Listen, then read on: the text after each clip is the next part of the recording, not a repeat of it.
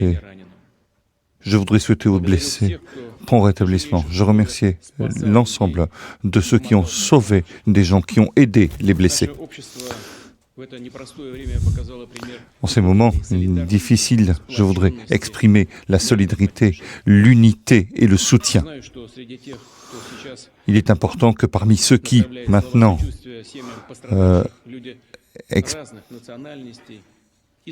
expriment, parmi ces gens, il y a des gens de grande diversité, que ce soit national, que ce soit des enfants, que ce soit des gens de tout le pays. Il s'agit de ne pas permettre le délitement de notre société. Il s'agit de résister. Je voudrais aujourd'hui vous donner quelques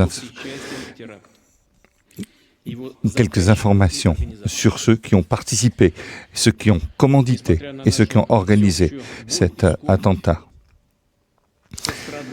Bien entendu, cela a généré du mal, de la peine et de la souffrance. L'enquête doit se dérouler de façon professionnelle, objective et sans engagement politique de quelque manière que ce soit. Nous savons que le crime a été revendiqué par des islamistes dont l'idéologie n'est pas partagée par le monde islamique lui-même. C'est ce que les États-Unis essaient de faire pour convaincre leurs satellites.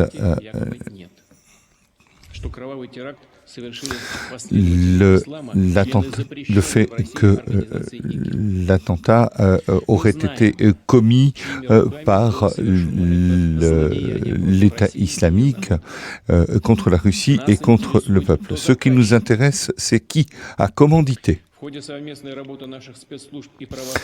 Nos services de renseignement, nos forces de l'ordre ont travaillé pour répondre à ces questions. Par exemple, les questions de savoir est-ce que les islamistes seraient intéressés à frapper la Russie, qui essaie de résoudre les conflits, et comment des islamistes radicaux qui se positionneraient en faveur du droit des musulmans pour un islam pur,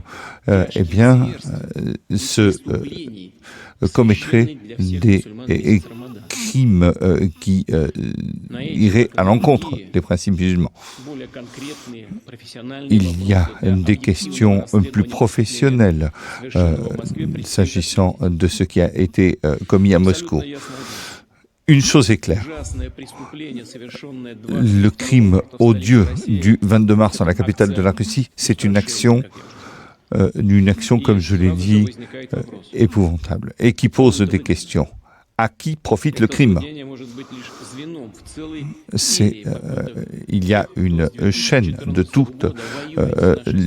une chaîne logique de ceux qui, depuis 2022, commettent des crimes, notamment le régime néo-nazi de Kiev, qui commet des crimes inhumains avec des objectifs inhumains. Aujourd'hui, lorsque on réclame, par exemple, lorsque la contre-offensive a été ne s'est pas finalement déroulée comme prévu, eh bien, il y a eu des représailles. Aujourd'hui, toutes ces tentatives sont liées au système d'attaque contre les objets civils, notamment les infrastructures énergétiques. Dans cette rédaction, eh bien, il est parfaitement logique qu'il y ait des attentats sanglants provoqués à Moscou. L'objectif est très clair pour notre société. Et cela montre à la population que le régime de Kiev n'a peut-être pas tout perdu encore. il montre il donne des gages à ses commanditaires occidentaux et pour créer bien sûr une situation difficile, pour obtenir de l'argent, des nouveaux armements, pour se mettre en quelque sorte les Occidentaux dans la poche. Et ceci a bien sûr a existé. Il y a eu une union des jeunesses ukrainiennes nationalistes.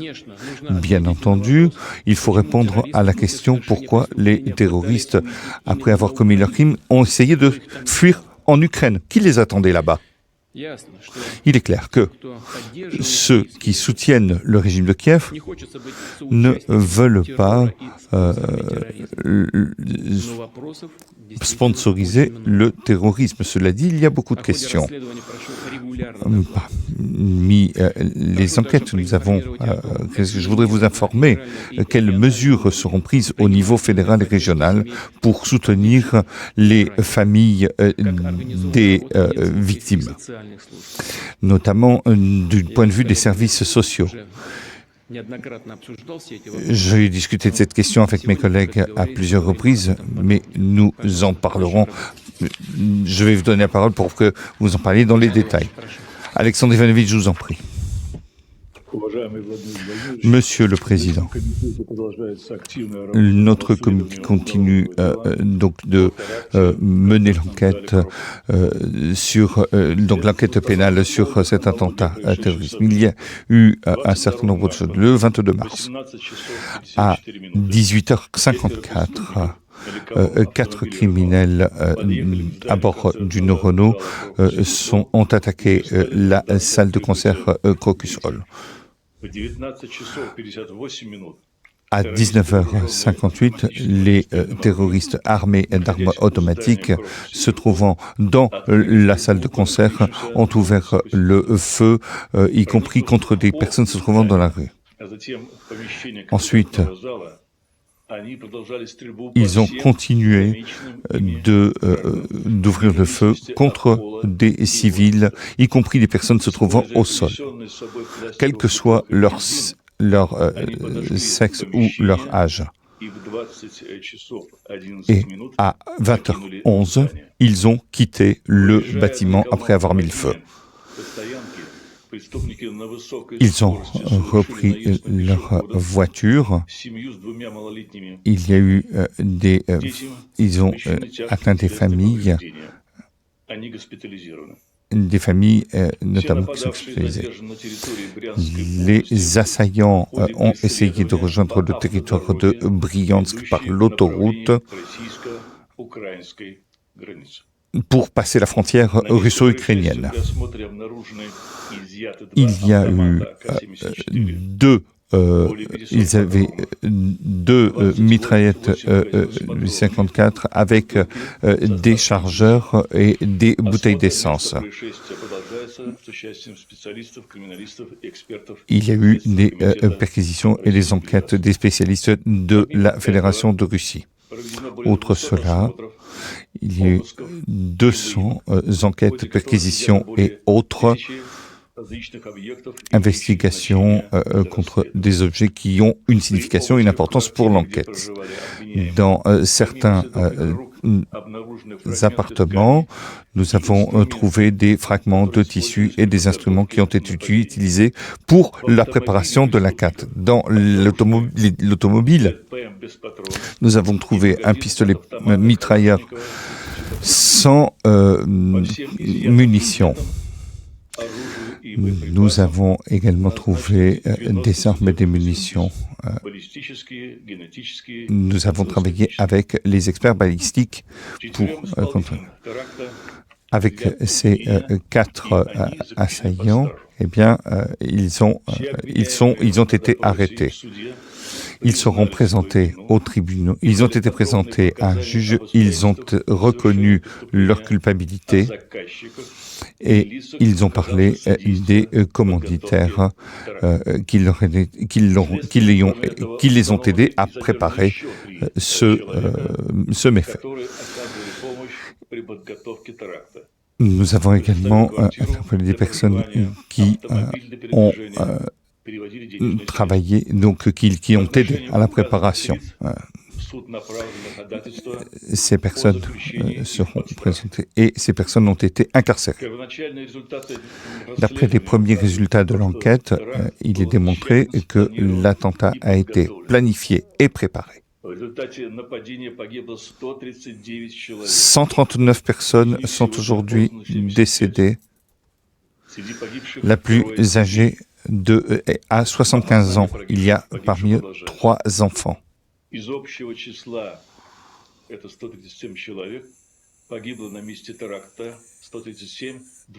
y a 2 personnes sont décédées plus tard aujourd'hui. Il y a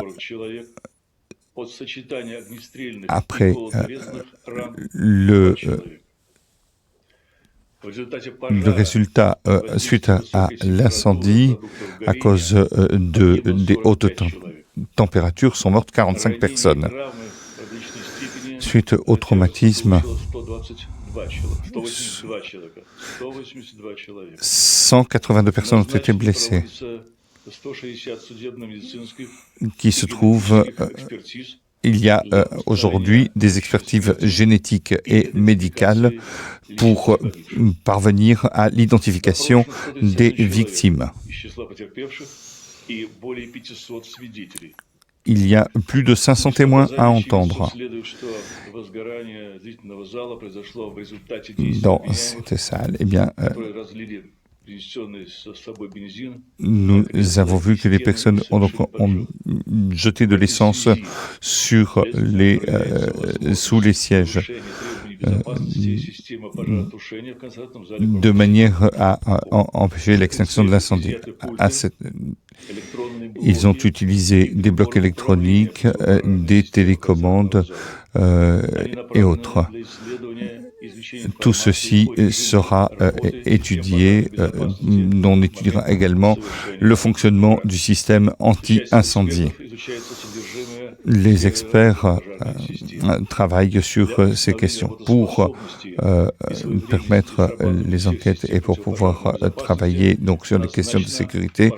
Eh bien, nous mènerons à bien une expertise technique avec le FSB de la Russie et l'ensemble des personnes pour identifier l'ensemble des participants, y compris les commanditaires et les organisateurs. Nous avons terminé le rapport. Merci. Le Président. Merci. Tatiana Alexeevna, je vous donne la parole. Monsieur le Président, mes chers collègues, au cours de la période de l'attentat terroriste, les organisations médicales stationnaires ont hospitalisé 145 personnes. Les personnes ont reçu des blessures et des empoisonnements suite aux produits aux produits asphyxiants. Aujourd'hui, des personnes hospitalisées ont pu sortir de l'hôpital. Il y a des personnes qui sont en état stationnaire, 93 personnes, notamment 5 enfants. Nous continuons. 9 blessés luttent actuellement contre la mort. Et ils sont dans un état extrêmement grave. 20% sont en état très grave, 20% sont dans un état moins grave et 25% sont dans un état d'amélioration et vont pouvoir sortir. une aide ambulatoire de 152 patients, a été apportée à 152 patients. Ces personnes ont pu rentrer à la maison, mais continuent de recevoir de l'aide. Nous donnons une aide psychologique et psychiatrique avec l'agence donc de la CMHS de Moscou, de la région de Moscou. Nous apportons une aide psychologique et psychiatrique à ces personnes. Parallèlement, sur les lieux de l'attentat, nous avions plus de 50 unités de secours de Moscou, des organisations médicales fédérales. Nous avons mis en place 203 brigades, y compris des brigades aéroportées. Nous avons également déployé des institutions à Moscou avec les aides médicales de l'évêque du ministère de la Santé, le ministère des Sciences et de l'Enseignement et diverses agences ministérielles pour mettre en place plus de 1000 lits, notamment des lits en réanimation pour venir en aide aux blessés. Malgré la suffisance de sang, les citoyens russes sont venus en masse donner du sang pour aider les blessés. Et selon les agences biologiques fédérales, ils ont reçu du sang de 11 822 donneurs et ont reçu donc 1300 litres de plasma et les dons de sang continuent maintenant. Les autorités de Moscou, de la région de Moscou, sont venues en aide et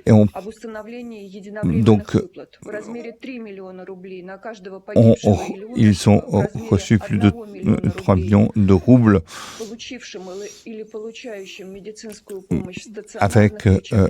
pour venir donc en aide donc aux institutions et 500 000 roubles a été reçu par les ambulatoires. Pour les habitants de Moscou et des autres régions, il y aura de l'aide donc qui sera donnée par les autorités de Moscou et ils vont continuer d'aider ces personnes en fonction des présentations de documents. Pour aider les personnes, eh bien, il y aura un groupe de travail. Aujourd'hui, sans présentation de documents, nous donnons de l'aide, donc une pension sous forme de pension alimentaire. Nous essayons de travailler pour mettre en place avec des réquisitions bancaires. Nous avons organisé des systèmes d'information sur les lieux de travail avec auprès des proches et des parents des personnes qui ont été victimes. Nous voulons également aider donc aux indemnisations en fonction de présentation des documents avec les employeurs. De même, nous avons organisé le travail pour le paiement des assurances. Voilà ce que je peux vous dire. Donc, toutes les personnes, toutes les victimes reçoivent de l'aide et nous allons continuer à conserver les choses sur contrôle. Mais je voudrais vous dire qu'aux premières heures après que nous ayons reçu les informations sur l'attentat, le travail d'aide s'est fait grâce à des bénévoles et des personnes. Le 23 mars, un mouvement a été ouvert pour pouvoir venir en aide aux personnes victimes. Je voudrais vous dire qu'actuellement, nous avons reçu 1 milliard de roubles. Bien sûr, des mémoriaux ont été créés. Il y a eu 1371 bénévoles. Le 23 mars a été décidé une journée de deuil national et aujourd'hui encore ont lieu des actions pour la démonstration avec la participation à ces événements. Cette action a vu la participation de 257 000 volontaires.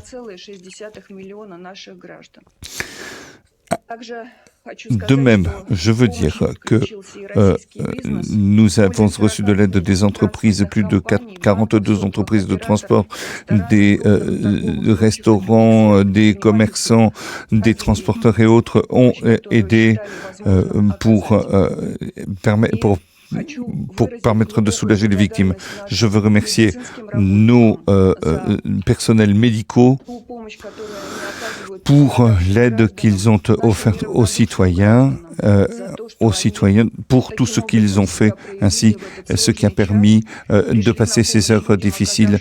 Des gens ont véritablement aidé et je voudrais à nouveau dire que dans notre pays est uni, et y compris dans les situations les plus difficiles, nous sommes ensemble. Je vous remercie. Merci. Nous avons discuté de cette tragédie dans la nuit, ou je dirais tôt le matin, mais c'est compréhensible que même les services spéciaux, on les comprend, tout le monde doit être prêt à n'importe quelle situation, mais le fait que les gens ordinaires et les médecins qui n'ont aucun rapport à des services d'urgence ont aidé ces personnes et cela témoigne de la maturité de notre société, de notre volonté de défendre nos intérêts et de lutter pour nous-mêmes, pour nos proches, pour tous ceux qui ont besoin d'aide. C'est très important et c'est une caractéristique importante de notre société d'aujourd'hui et vous avez raison, on va en parler ensuite, mais je donne la parole à M. Sebenin. Monsieur le Président, l'aide médicale et sociale à ceux qui ont souffert pendant cet incident. 44 ambulances ont travaillé sur le terrain et la première véhicule est arrivée juste 4 minutes après. Elle est arrivée pour aider les personnes qui en avaient besoin. Toutes les personnes ont reçu l'aide nécessaire. 14 personnes ont été hospitalisées dans 14 hôpitaux et les meilleurs médecins de Moscou leur fournissent une aide médicale. Nous avons eu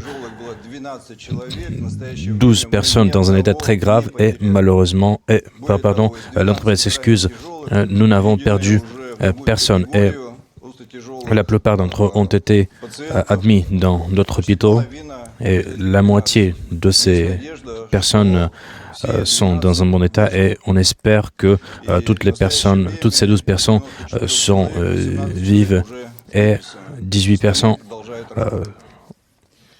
on peut déjà quitter l'hôpital. En ce qui concerne l'aide sociale, Madame Moskalkova l'a déjà dit, en collaboration avec nos collègues, nous avons établi que Moscou paiera des subventions à moscovites et aux habitants de toutes les autres régions.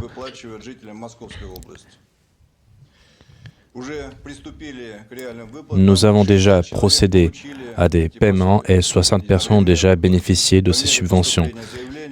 Et alors que nous recevons les demandes, nous traitons ces problèmes.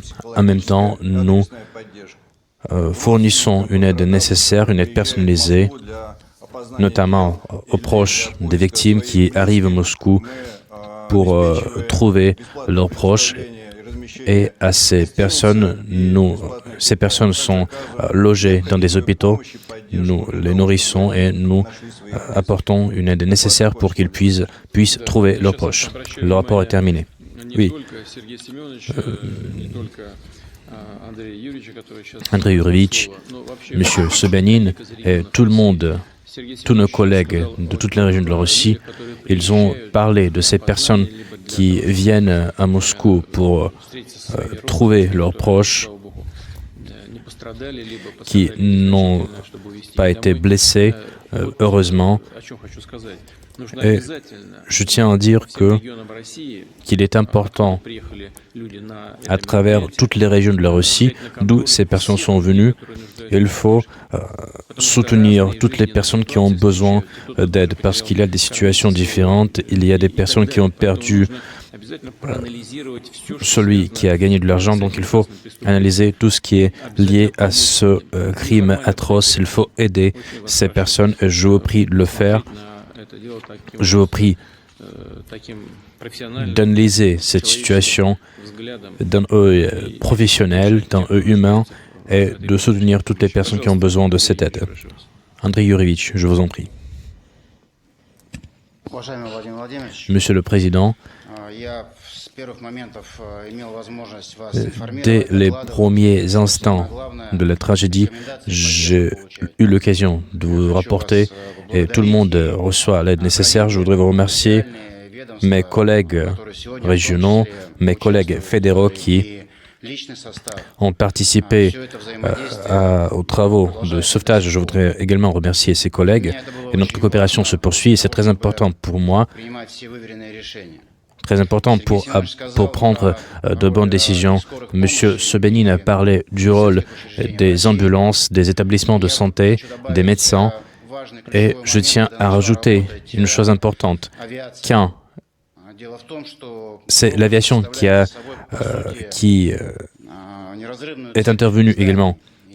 Il faut dire que le Crocus City Hall représente un grand bâtiment. Il y avait un risque que l'incendie se propage et grâce au travail des pompiers, nous avons réussi à prévenir cette tragédie et nous avons reçu dès les premiers moments l'aide des personnes qui étaient à côté. Ils ont proposé l'aide à nos bénévoles, notamment en ce qui concerne les secouristes. Ils travaillent, comme vous le savez, sans cesse. Et nous avons envoyé également des ouvriers sur le terrain qui aident à déblayer les décombres et je vous ai apporté le schéma de la salle et demain nous allons terminer tous les travaux de sauvetage, tous les travaux de recherche et chaque mètre carré, les balcons de différentes galeries, ils seront déblayés. Et nous avons compris dès le début que les personnes avaient besoin d'informations sur ce qui s'est passé et nous avons lancé une ligne directe, nous avons lancé un centre d'aide, notamment il se situe dans le centre de défenseurs de la patrie, là travaillent des personnes professionnelles et nous avons reçu environ 2000 appels. La question principale, c'est la recherche des proches et nous avons essayé de répondre à toutes les questions des personnes qui ont appelé. En collaboration avec Moscou, nous avons compris l'importance de la concertation de nos actions et nous avons procédé au paiement des subventions, 3 millions aux familles de ceux qui sont morts, 1 million à ceux qui sont blessés. Et je dois dire que samedi, nous avons déjà versé les premiers paiements parce que les employés des banques ont été au travail et ils nous ont permis d'effectuer ces premiers virements. Et comme Madame Moskalkova a déjà dit,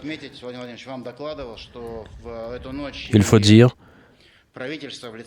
que le gouvernement, cette nuit-ci, et le Premier ministre ont visité les hôpitaux à Khimki notamment, à Dolgoprudny, à Odintsovo. Et les patients le plus grièvement blessés ont été transférés à d'autres hôpitaux, notamment Centre Vishnevski. Nous avons réussi à transférer ces personnes dans d'autres hôpitaux, ce qui a permis de sauver les vies parce que les médecins ont utilisé les technologies les plus modernes. Nous avons compris qu'il s'agissait d'une lutte pour la vie. Je tiens à remercier tout le monde qui sont venus pendant la nuit aux hôpitaux en comprenant eux-mêmes ce qui s'était passé et pour nous, c'était très important. Madame Moskolkova, elle a dit que la fondation Croix-Rouge russe a proposé de différentes aides à toutes les personnes.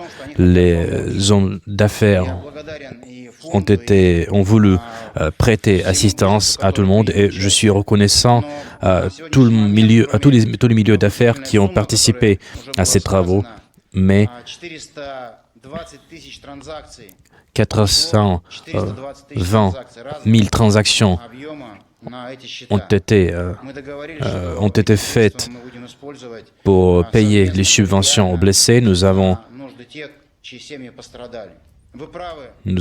versé cet argent aux familles de ceux qui sont blessés. Vous avez bien dit qu'il y a des familles qui ont perdu les deux parents. Nous le comprenons et vous en avez parlé, que tous ceux qui sont hospitalisés doivent recevoir toute l'aide nécessaire à long terme et nous allons le faire de manière digne. Je tiens à remercier également tout le monde pour le soutien. Le rapport est terminé. Chers collègues, quelqu'un voudrait rajouter quelque chose, donner des estimations. Je vous en prie.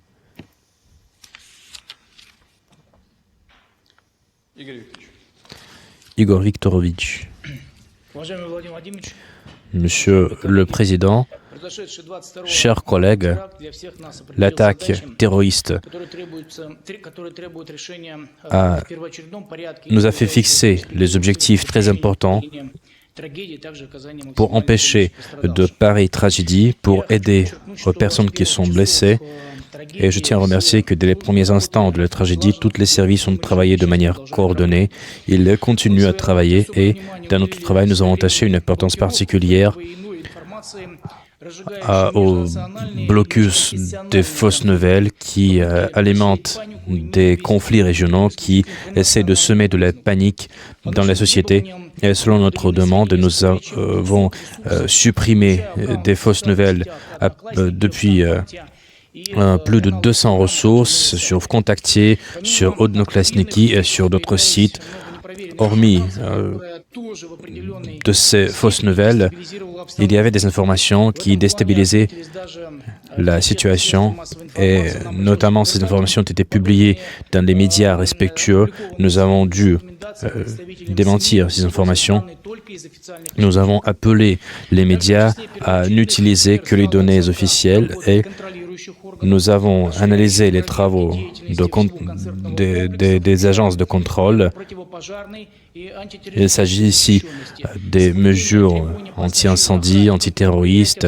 Nous avons analysé si les gardiens de ce centre commercial ont été dotés d'équipements nécessaires.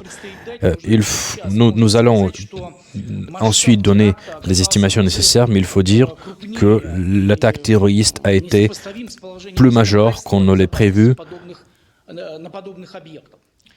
Et compte tenu de l'intensification de la menace terroriste, les organes exécutifs des régions doivent prêter une attention particulière aux endroits de grand rassemblement.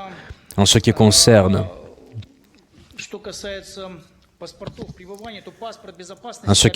ces centres commerciaux, ils doivent procéder à des travaux nécessaires fréquemment et conformément à la législation,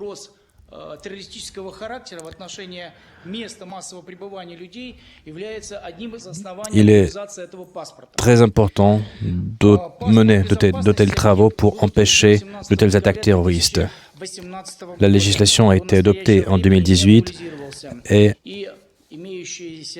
les travaux au Crocus City Hall, en ce sens, n'ont pas été menés depuis 2018. En collaboration avec le ministère des Situations d'urgence, nous essayons d'ajuster les méthodes d'estimation en ce qui concerne l'évacuation des personnes de l'incendie. Et ces méthodes ne portent pas sur les attaques terroristes et les enregistrements témoignent du fait que les personnes n'ont pas pu utiliser les sorties d'urgence. Les personnes ont dû trouver un abri dans plusieurs salles, Nous avons donné toutes les instructions. Nous travaillons de manière efficace. Nous nous enquêtons sur cette attaque terroriste. Nous continuons à prendre toutes les mesures nécessaires pour assurer le bien-être des victimes. Merci. Et je vous prie d'analyser tous les points dont vous avez déjà parlé. Est-ce que vous avez des commentaires sur votre travail?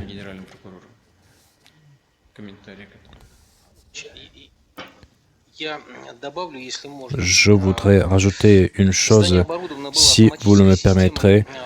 Dans le bâtiment, il y avait le système d'alerte automatique anti-incendie. Ce système a travaillé de bonne manière et il y avait encore des équipements pour éteindre des incendies qui ont été utilisés avec d'autres équipements. Ce système a été utilisé lors de l'incendie, mais selon les spécialistes, ce système n'a pas réussi à éteindre cet incendie sur le terrain assez grand que celui du Crocus City Hall. Et selon les données d'enquête, nous avons réussi à maîtriser l'incendie. Seulement aujourd'hui, les travaux de sauvetage et de secours se poursuivent et nous allons terminer les travaux de secours demain. Merci. Je tiens à remercier l'effectif du FSB, du ministère de la Défense, qui ont tout fait pour arrêter ces criminels, et cela a été fait en coordination avec le ministère de la Défense, avec la Garde nationale. Nous allons également parler de tous les détails de cette tragédie et nous allons parler de tout cela. En ce qui concerne vos rapports, je vous prie de rapporter régulièrement comment se déroule l'enquête. Je vous remercie.